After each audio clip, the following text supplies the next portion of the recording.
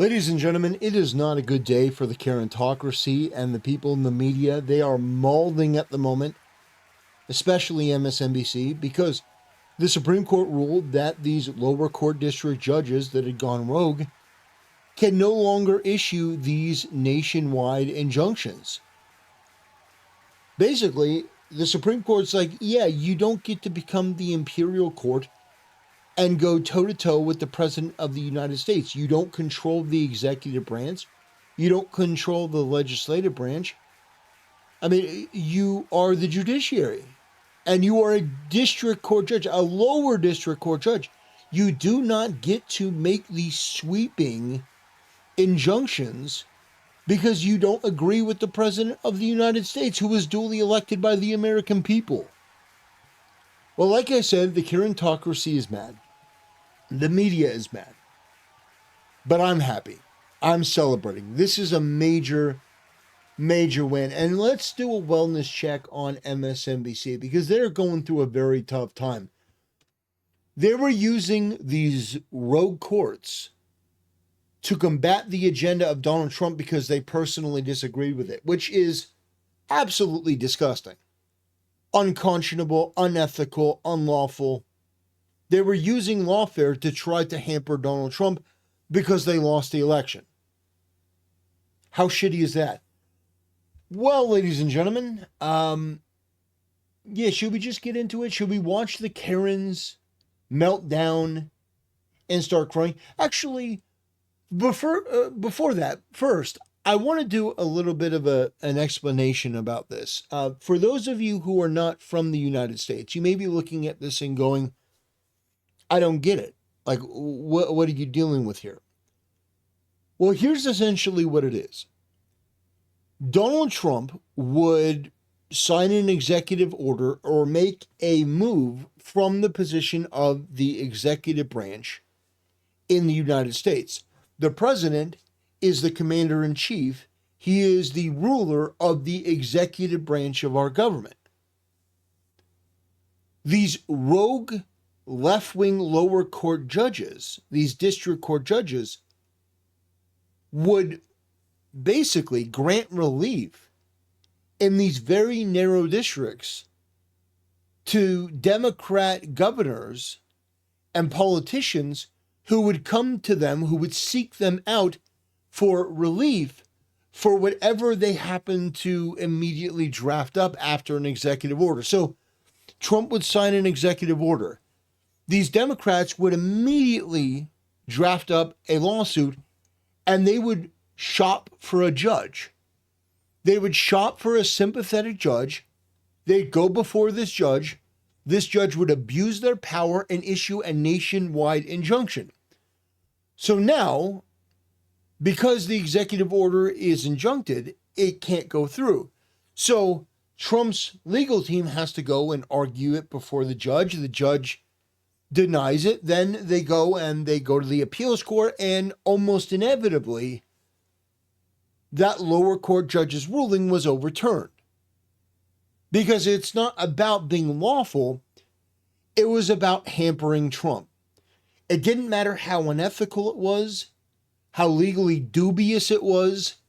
These people were using lawfare as a mechanism to subvert the vote and the will of the American people. Now, the Supreme Court ruled that you can't do that. That's unlawful, it's corrupt, and really it should be done away with, and it's going to be done away with. So naturally, the people that were abusing this exploit are furious. Like, what do you mean you patched this out? And that's what the Karens are crying about on the news. The Karens are crying because this exploit, this cheat that they were using to subvert the will of the American people and to stop Donald Trump, it's been patched out and they can no longer exploit this. Nationwide injunctions. Okay, thank you. Stand by, and I know you want to dig into the case, so we'll let you do that. Julia, I'm going to bring in Lisa Rubin. You just pulled it up. What are we learning? We're learning today that the court, by a 6-3 majority, Anna, has decided to stay the injunctions partially. They're saying that they will grant the government's application for stays, but only to the extent that the injunctions are broader than necessary to provide complete relief to each plaintiff withstanding to sue. And let me go back a second, zoom out for a second if I can. One of the questions here was, if the court was going to stay these injunctions, how were they going to do it? Were they going to say that each injunction could only apply in the district where it was entered? In two cases here, those districts were actually statewide, the District of New Jersey, the District of Massachusetts. But the other question was, or could you limit it to just the plaintiffs in these particular cases? Remember that two of these three cases are brought by states. So how this changes that result, what does it mean then when the individual plaintiffs who have standing to sue are states? Does that mean that we're going to get sort of a patchwork result, as one of the attorneys general, Matt Platkin of New Jersey, described to me in an interview earlier this year? Does that mean that citizenship could be conferred solely by an accident of birth? And he described to me a situation where a citizen or a resident of his state gives birth over a state line in Pennsylvania, for example. What happens if a New Jersey resident gives birth in Pennsylvania? New Jersey is a plaintiff to these cases. Pennsylvania is not. If the child to two undocumented immigrants. Undocumented immigrants. The damage that these people, these Karens and the media and Democrats have done to the word immigrant is uncalculable. These are not undocumented immigrants. These are illegal criminal aliens that have violated our laws to be here. Entering into the country illegally doesn't make you undocumented, it makes you a criminal. And immigrants, my family is immigrants. My grandfather immigrated to this country in the 1940s. So I'm sitting here looking at these people say, immigrants, my grandfather did it the right way. So why on earth would I have sympathy for people that do it the wrong way? That put themselves and potentially their family in harm's way to make this great trek across the southern border, don't go through a port of entry, break our laws, and then when it's made perfectly clear that we don't want you here, you have to come in legally, they choose not to leave and instead want to go, riot in the streets of LA, waving American flags. Well, no, I'm sorry. Not American flags, Mexican flags. Well, if you're so proud of Mexico, go back. It's not just Mexican flags, by the way. There's Iranian flags. And by the way, I encourage anyone in America on the left who's waving an Iranian flag to go to Iran. Go live there. You have my blessing. Mazel tov. Go live in Iran. Go live in the places of the flags that you're waving. That's my, if I were president, I would deport all of these people. All these people on the left, I deport them to other places. Let them live in other countries and maybe reflect on how great this country actually is and what a privilege it is to be here. Is born in Pennsylvania. What is the result with respect to that person's citizenship? These are a bunch of questions that are now going to result. But at the very least, we are going to see a circumstance where the president's executive order curtailing birthright citizenship is going to effectively be allowed to be implemented in certain states, but not in others. Okay, so Leah Littman, what does this mean for Trump's executive order on birthright citizenship? Is it now in effect in certain places, just not in the places that initially were where these cases were brought? Ladies and gentlemen, you are not prepared for the type of Karen that you're about to see. This is a level 99 Karen. You can tell from the cold, dead, crazy eyes and the rhetoric that she uses, the buzzwords that she uses, you're not ready for this. So unfortunately, that is going to be worked out by the lower courts on remand, because what the Republican justices decided. What the Republican justices decided. The Republican justices. Ooh, the Karen is angry at the Republican justices. Not the Supreme Court justices, the Republican justices. Oh boy. The Karen is mad. Is as to the individual plaintiffs who filed suit, courts cannot award them nationwide injunctions. That is the only thing courts can give these individual plaintiffs, is a determination that their children would be United States citizens. But as to the states that challenge this executive order, the Supreme Court says, we are not deciding whether a nationwide injunction is necessary to provide the states with complete relief, and therefore they send the case back down to the lower courts to make that determination initially. Now, that doesn't mean the executive order is going to go into effect immediately. The executive order indicates that it contains a 30-day period in which the administration will create some sort of guidelines and process to figure out how it will be implemented. And during the oral argument, the Solicitor General said their position is that 30-day period had not started because the lower courts had enjoined the executive order before it went into effect. And so therefore, there will be at least a 30-day period before the executive order is allowed to go into effect. And again, during that period, it's likely that lower courts will be determining whether the states, in order to remedy the harms that this order causes them, can receive nationwide relief. I just want to note the Democratic appointees' strong dissents in this case. Justice Ketanji Brown Jackson calls the court's decision an existential threat to the rule of law. So, I mean, the eyes never lie, Chico. The eyes never lie.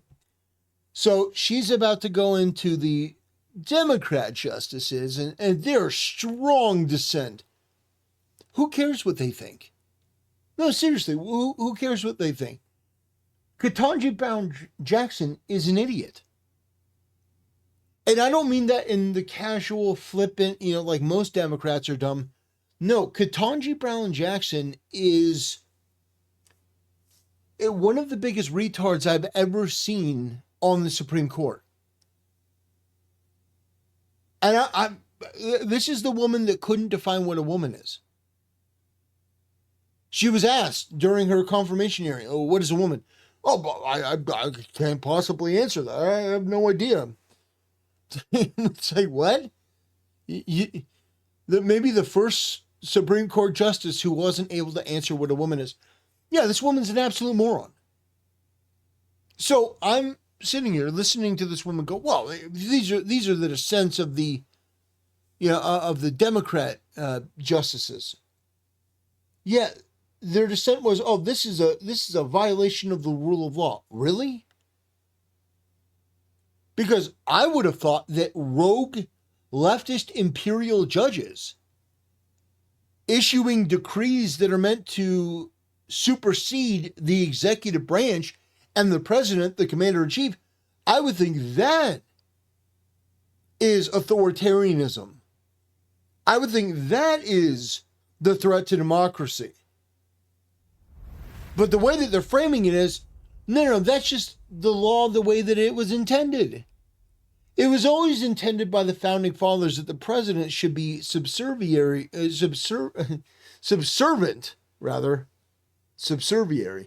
he should be subservient to the judiciary. Said no one ever. No one actually believes that. The only reason that they're saying this is because they hate Trump to a mentally ill level, and also this allows them to implement their agenda by weaponizing the court system. It's a completely unsustainable, dubious at best, mechanism that they've been exploiting, and it's been patched out, and they're furious. Good. Be furious. I'm okay with you asking to speak to my manager. Justice Sotomayor's dissent says no right is safe in the new legal regime the court creates. She calls the court complicit in a grave attack on our system of law. The reality is the Supreme Court's Republican justices took away lower courts' single powerful tool, the most powerful tool for reining in the Trump administration. And there it is. The reality is, in actuality, that's the main crux of the problem. This person is aggrieved and angry because in their little impotent Karen way, they've been allowed to rest all of their hopes on these rogue imperial lower court district judges to fight against Donald Trump. Now that that's been taken away, the only thing they can do is complain in front of a TV screen and on the internet. But listen to the venom and the vitriol that this Karen has, and just keep it in your mind whenever you hear people like this, whenever you see people on the left talk about anything having to do with morality or rule of law. Just understand it's not about the law. It's not about rules. These people will violate any law, any standard, any ethic that they may claim to have at a moment's notice if it benefits them and gets them some modicum of power. These people have no problem with abusing the rule of law, with abusing the legal system, with abusing any system that we currently have, as long as it's a benefit to them. And these are the same people that try to gaslight you and lie to you at every opportunity. Oh no, Joe Biden is sharper than he's ever been, says an MSNBC host. Sharper than he's ever been. And if you have a problem with that, I mean, that is the sort of tone of these people when they're in control. When they're not in control, when they can't abuse the system and lie to you and gaslight you, they take this tone of everything's in chaos, everything's miserable, you should have let us continue to be in charge. Well, the answer is no. You Karens should never be in charge, ever. You are the threat to democracy. You and your Karen coalition are one of the most cancerous elements of whatever you get a part of. And holding them accountable to the law. Chuck, let me get your reaction. This sounds like a giant win for the Trump administration and could likely trigger chaos now across the country. Yeah, it likely trigger chaos. No, you are the chaos. Media, Democrats, Karens, you are the chaos. You want to upend the system as we have it and change it into something else. That's what you've always wanted. The reason why you're mad is because this has been your 100-year crusade against America to change it into something unrecognizable. America was founded as a Christian nation. Everyone knows that to be true, but you hate that fact. You hate the fact that the Constitution is a set of limits on the government's power. You hate that. It's an inconvenience for you, so you try to subvert it every chance you get. And by the way, this guy is an absolute cuck. You're not prepared for what a cuck this guy is. Well, let me address the second point first, Anna. And since you have Leah and Lisa on, I'm not sure why you would ask me anything. They're both way smarter than me, but it strikes me. You're all brilliant. No, well, I'll prove otherwise in a moment, Anna. But it strikes me that now individual plaintiffs in almost 100 separate federal judicial districts can seek individual relief. If a federal district court judge in Seattle can't enjoin nationwide President Trump's executive order on birthright citizenship, but could only do so in the Western District of Washington, where he sits, then similarly situated plaintiffs, women who would give birth to a child who would otherwise be a U.S. citizen, could bring suit in Maine and in Vermont and in the Northern District of Florida and everywhere in the country. And right now you have, in my view, binding Supreme Court precedent from an 1898 case that says these women would win. This is a procedural decision from the Supreme Court. It's not a substantive decision on the underlying executive order. It does strip from federal judges, Anna, a lot of power that was exercised increasingly over the last 2, 3, 4 decades against presidents of both parties. And it was clear to me from the argument that a number of the more conservative justices were going to go exactly this way, that they were opposed to this notion of a single federal judge having nationwide injunctive powers.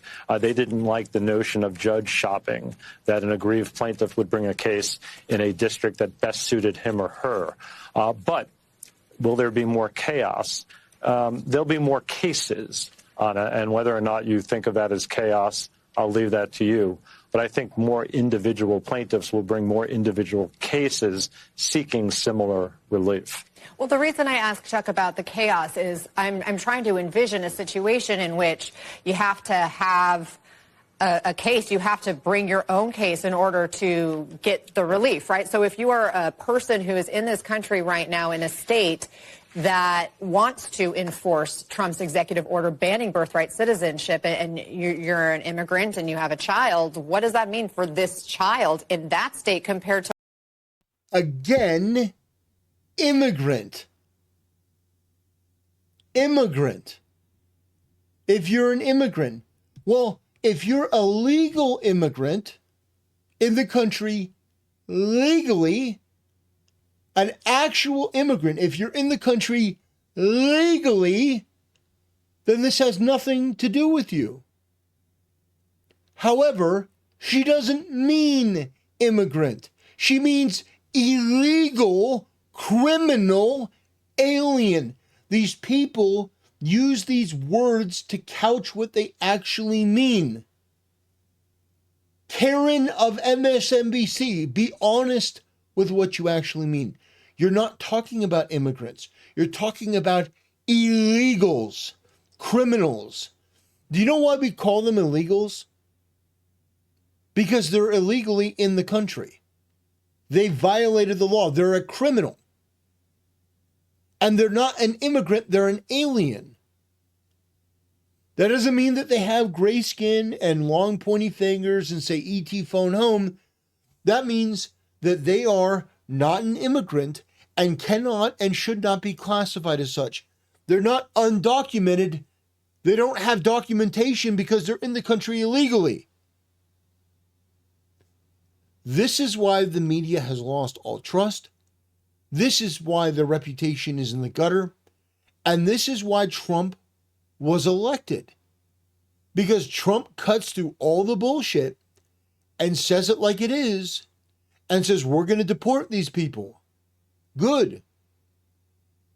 Like, I could do an entire video talking about the ramifications of illegal immigration and 20 million people in the country plus, that's minimum, and the effect that it's going to have on future generations. Every one of those 20 million people who came across the border should be deported back immediately. That's my take on it. And anyone who has a problem with that, your compassion is evil. It is disgusting because it's not actually compassion. In order to make yourself feel better, you are willing to subject innocent people who are your fellow countrymen to all manner of pure shit and misery because it doesn't directly affect you.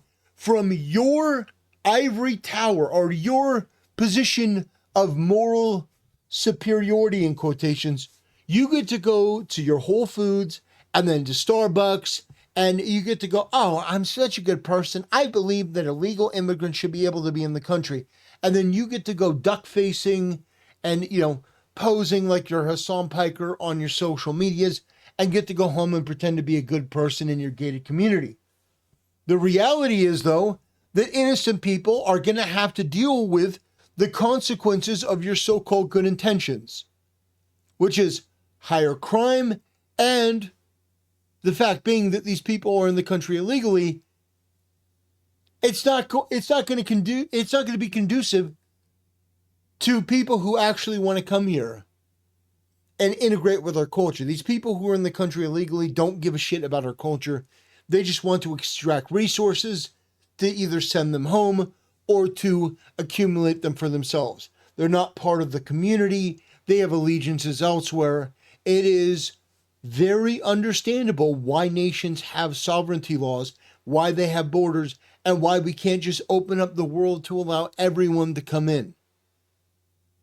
It is not compassion or benevolence what you people are advocating and talking about if you are in favor of allowing illegal aliens, whether they're children, whether they're women, whether they're old, whether they're young.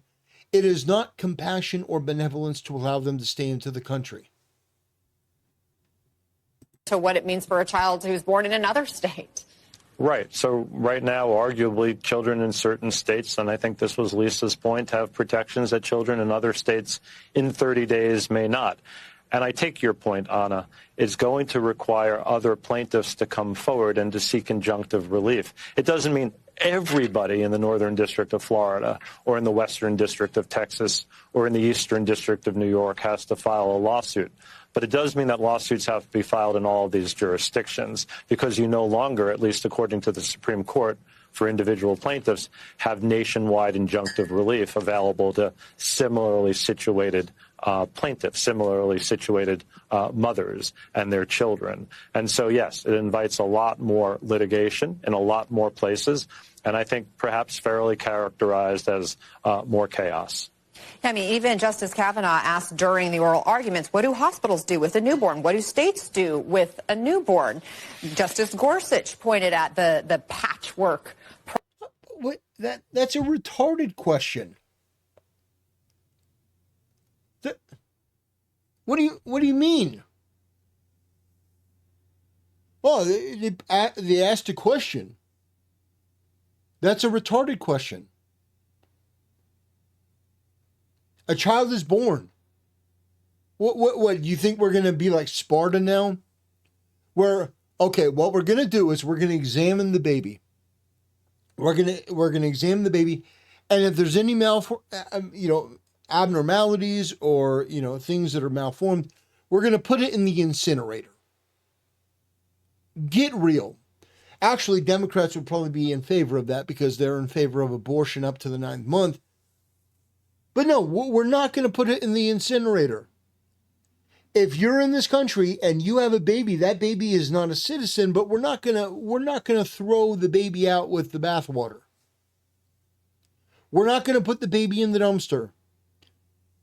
You're going to get the woman able to, be healthy, which, get her stabilized, get her okay, and then hand her over to ICE.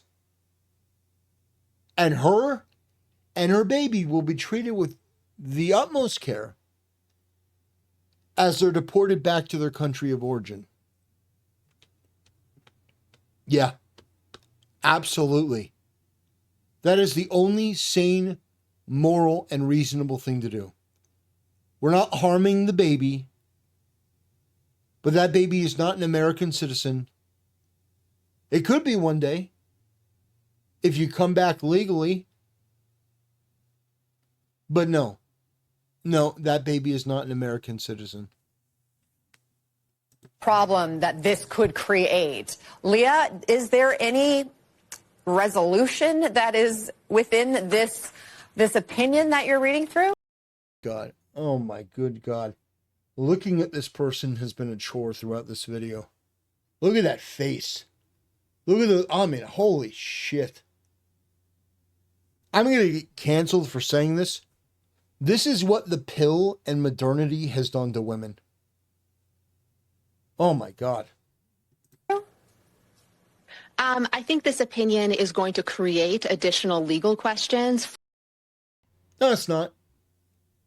No, you're not automatically a citizen.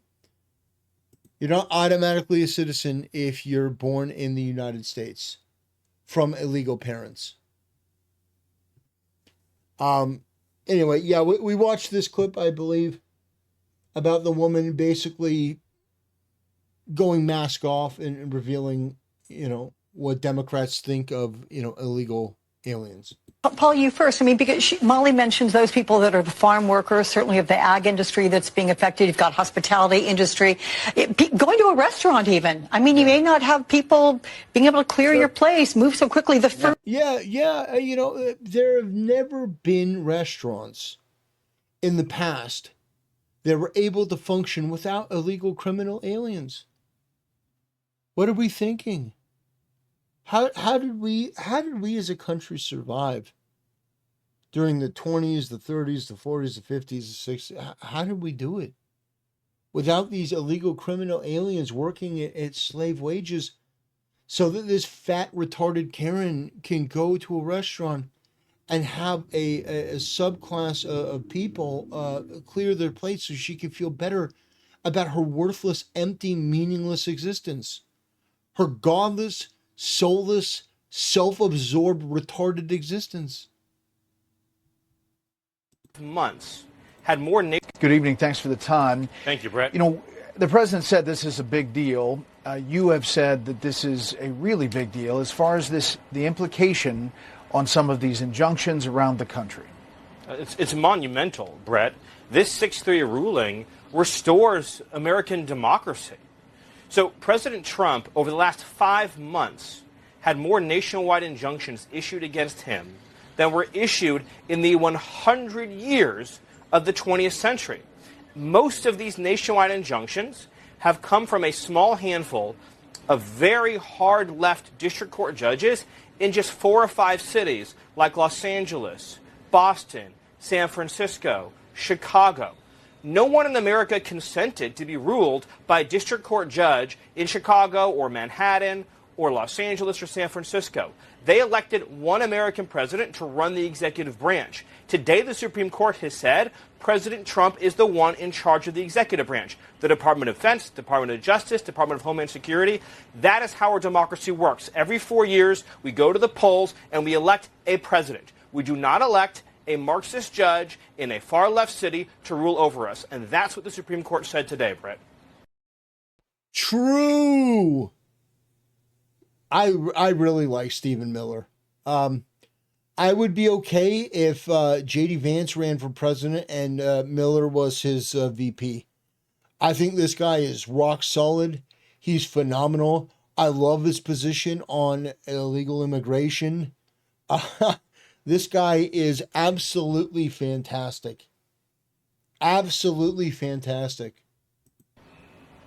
Yeah, as far as the nationwide injunctions, you can put up a panel. Good evening. Thanks for the time. Thank you, Brett.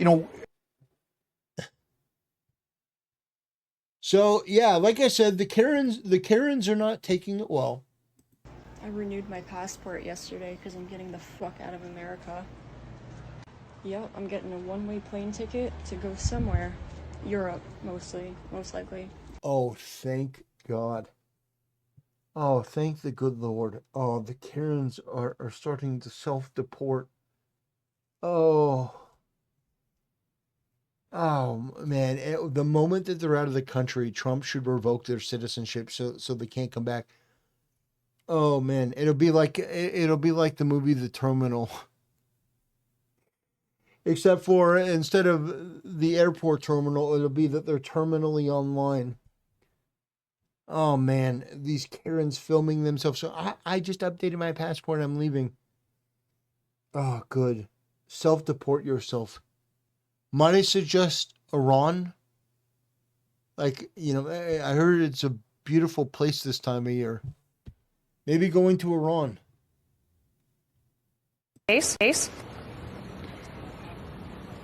Okay, yes. So this is at least a partial, if not a full, and we're reading this because there are several concurrences here, but it's written by Justice Barrett, which goes against the ruling that I just gave the guidance because she's one of the least junior justices, but she was assigned to write this opinion.